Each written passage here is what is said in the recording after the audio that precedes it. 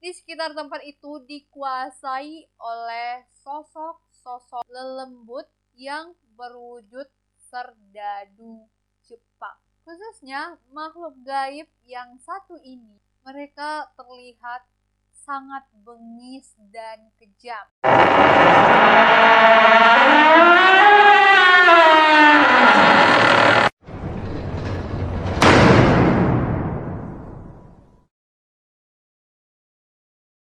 Hai semuanya, Assalamualaikum warahmatullahi wabarakatuh. Jadi di video kali ini, Santia bakalan ngebahas cerita horor lagi. Di video kali ini, Santia bakalan ngebahas seputar bangunan Lawang Sewu. Pasti kalian yang udah sering nonton film horor atau yang suka cerita-cerita horor, pasti kalian udah tahu tentang bangunan Lawang Sewu ini. Nah, di video kali ini Santia bakalan ngebahas dari sejarah bangunan Lawang Sewu beserta penampakan makhluk-makhluk halus yang ada di bangunan tua tersebut. Asal kalian tahu guys, bangunan Lawang Sewu merupakan salah satu bangunan terangker di Asia. Nah, sebelum Santia masuk ke cerita-cerita misteri, nah kita juga harus tahu nih, gimana sih sejarah dari bangunan Lawang Sewu tersebut. So, kalau kalian penasaran dengan kisah-kisahnya, tonton video ini sampai habis.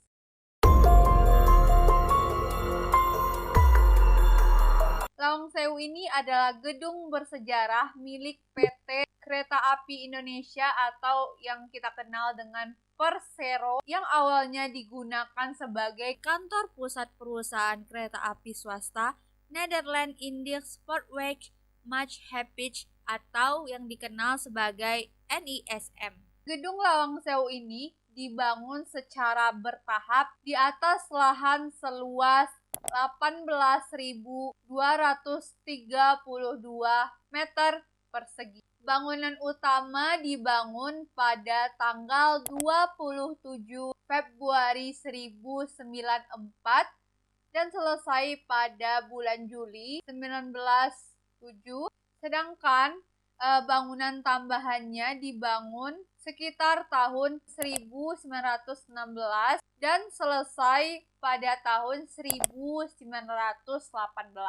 Bangunan ini dirancang oleh Profesor Jacob F. Klinkhammer dan B.J. Undek, arsitek dari Amsterdam dengan ciri dominan berupa elemen lengkung dan sederhana. Bangunan ini didesain menyerupai huruf L, serta memiliki jumlah jendela dan pintu yang banyak sebagai sistem sirkulasi udara. Karena jumlah pintunya yang banyak, jadi masyarakat menamainya dengan Lawang Sewu, yaitu 1000 pintu. Ternyata Lawang Sewu tidak benar-benar memiliki 1000 pintu guys. Dalam istilah Jawa, Lawang Sewu digunakan sebagai kiasan karena bangunan ini memiliki banyak pintu dan jendela-jendela besar yang menyerupai pintu hingga seolah-olah bangunan ini memiliki banyak pintu yang berjumlah 1000 guys. Lawang Sewu ini juga terletak di kawasan Tugu Muda Semarang yang sebetulnya Lawang Sewu ini hanya memiliki 429 pintu dengan gaya arsitektur Belanda. Nah, selain dengan desainnya yang unik, Lawang Sewu juga memiliki ornamen-ornamen kaca patri pabrikan Johannes Lauren. Kaca patri tersebut bercerita tentang kemakmuran dan keindahan Jawa, guys. Kekuasaan Belanda atas Semarang dan Batavia, kota maritim serta kejayaan kereta api. Ragam hiasan lainnya pada Lawang Sewu itu antara lain ornamen terbingkar pada bidang lengkung atas balkon, kubah kecil di puncak menara air yang dilapisi tembaga, dan puncak menara dengan hiasan perunggu. Selain menyimpan banyak nilai sejarah, bangunan yang dibangun pada tahun 1904 yang dibangun oleh Belanda yang terkenal juga sangat angker guys. Bangunan Lawang Sewu ini menjadi saksi bisu dari kelamnya masa penjajahan Belanda. Cerita yang banyak itu memang berbanding lurus dengan banyaknya makhluk yang menghuni di bangunan tersebut. Mulai dari kasus pemerkosaan, kisah heroik yang menghiasi sejarah kisah perhantuan di Lawang Sewu. So, sekarang Santia bakalan masuk ke cerita-cerita yang mistis yang ada di bangunan Lawang Sewu tersebut. Check it out.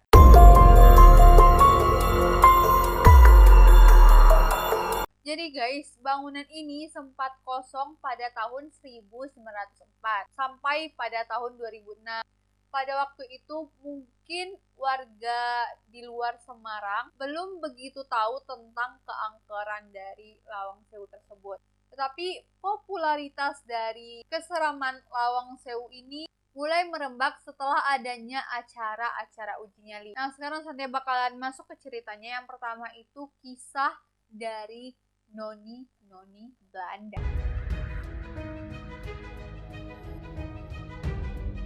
Cerita misteri dari munculnya arwah-arwah dari noni Belanda berawal dari ketika tentara-tentara Jepang masuk menyerbu gedung dan menjadikan gedung ini sebagai salah satu basis peristirahatan tentara Jepang. Pada kala itu, terjadinya pemerkosaan tentara Jepang terhadap sekitar 20 noni-noni Belanda. Setelah tentara-tentara Jepang puas menyalurkan hasratnya kepada noni-noni Belanda ini, para tentara Jepang memenggal 20 kepala noni-noni Belanda tersebut. Nah, dari situlah mistis sering munculnya noni-noni Belanda di sekitar Lawang Sewu berawal.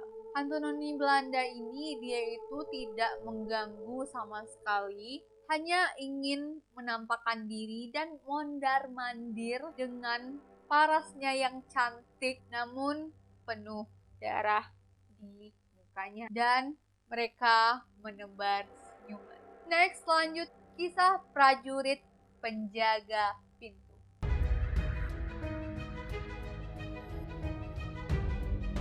Lawang Sewu ini dipercaya banyak ditinggali hantu-hantu Belanda maupun hantu Jepang. Hantu-hantu yang sering dibicarakan oleh warga-warga adalah arwah dari para tentara Belanda dan Jepang yang masing-masing mempunyai daerah kekuasaan sendiri-sendiri. Nah, salah satu ruang paling depan yang ditenggarai dulunya itu menjadi pos penjaga tentara Nippon. Nippon itu adalah Belanda. Di sekitar tempat itu dikuasai oleh sosok-sosok lelembut yang berwujud serdadu Jepang. Khususnya makhluk gaib yang satu ini, mereka terlihat sangat bengis dan kejam. Kumis yang panjang yang melintang kemana-mana selalu membawa sebilah samurai panjang.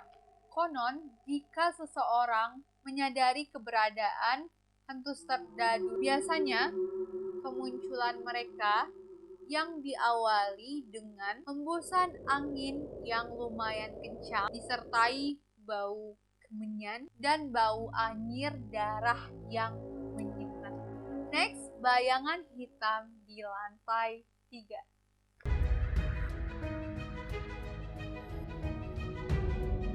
Katanya ada salah satu juru kunci yang bisa memperlihatkan keangkeran dari Lawang Sewu tersebut.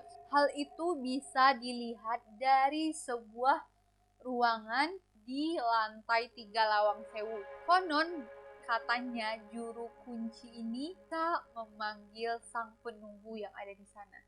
Penunggu yang muncul dalam sosok bayangan yang menggantung di langit-langit. Hanya saja, tak semua pengunjung yang bisa diajak melihat kesempatan yang katanya istimewa. So, apakah kalian percaya dengan yang satu ini? Komen di bawah. So, next, suara teriakan.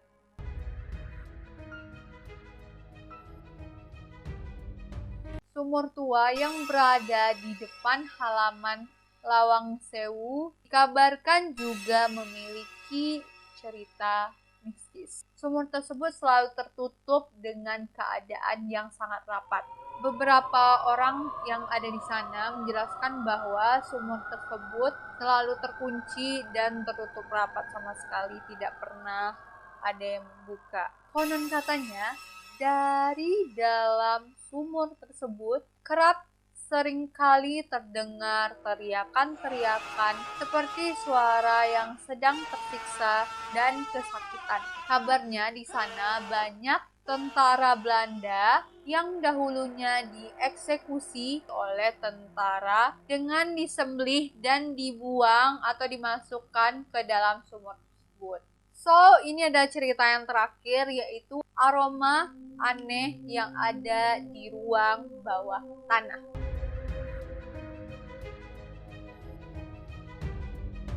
Ruang bawah tanah yang dahulunya itu sebagai tempat penyiksaan yang membuat tempat tersebut agak menyeramkan. Apalagi ditambahnya tidak ada penerangan di lorong bawah tanah tersebut.